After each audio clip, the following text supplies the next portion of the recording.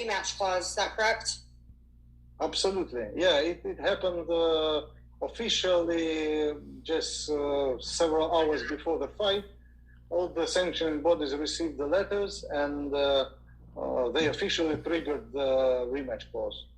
Yeah, because I spoke with Mauricio Solomon during Media Week, and he had said that the WBC was basically, giving the winner of Fury versus Wilder 3 30 days to either make the fight with Usyk, and if not capable of making the fight, then they must have the winner of Dillian White versus Otto Wallin.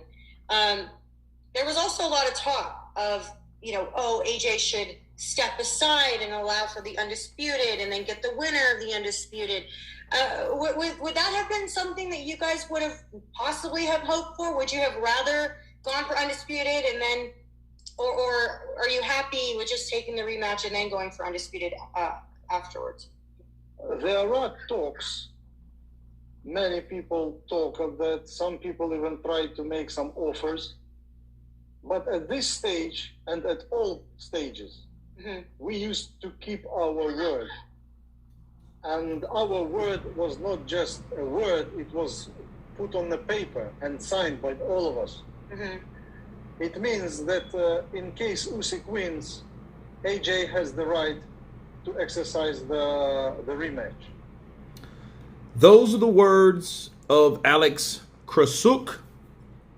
And as he states that there is no way that Oleksandr Usyk will fight anyone else besides Anthony Joshua because he gave his word and he signed the contract.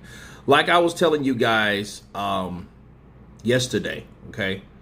And the talks about Joshua stepping aside and fighting the winner out of Tyson Fury versus Oleksandr Usyk and all this, that, and the other. It sounds good. But as you heard Alex say, and like I told you guys yesterday before even knowing what it was, I already knew.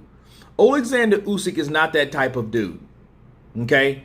He's not a wishy-washy type of dude. If he says something, he's going to do it. Just like he said, hey, I'll fight Anthony Joshua.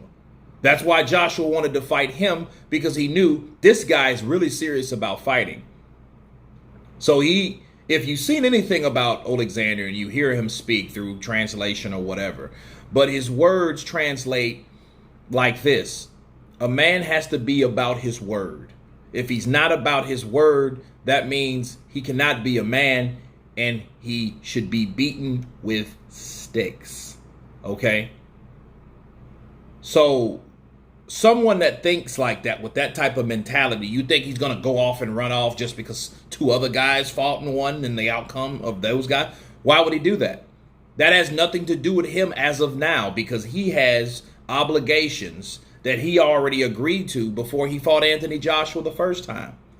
Okay, so that just shows you that, and it just stops all the BS, stops all the talk of, hey, Bob and Frank saying, hey, maybe we offer AJ to step aside for undisputed, this, that. No, that is not going to happen. Anthony Joshua will fight Oleksandr Usyk again, because that was agreed. Just like Wilder and Fury had a contract clause, a rematch clause in the contract. Well, before they signed the rematch, before they fought the rematch, they knew they were going to have to fight each other again if they wanted to. And that's exactly what happened. So what we saw was the third fight due to a contract stipulation. The same goes for Oleksandr Usyk. It's just minus a fight because they didn't draw before. This is the second time going at it again. So we'll see what happens between Oleksandr Usyk and Anthony Joshua across the pond. But anyway, I was just letting you guys know, just to ensure what Oleksandr Usyk said about possibly fighting Tyson Fury in the future. Of course, please subscribe. Tell me what you think. And you guys been Counterpunch. Peace.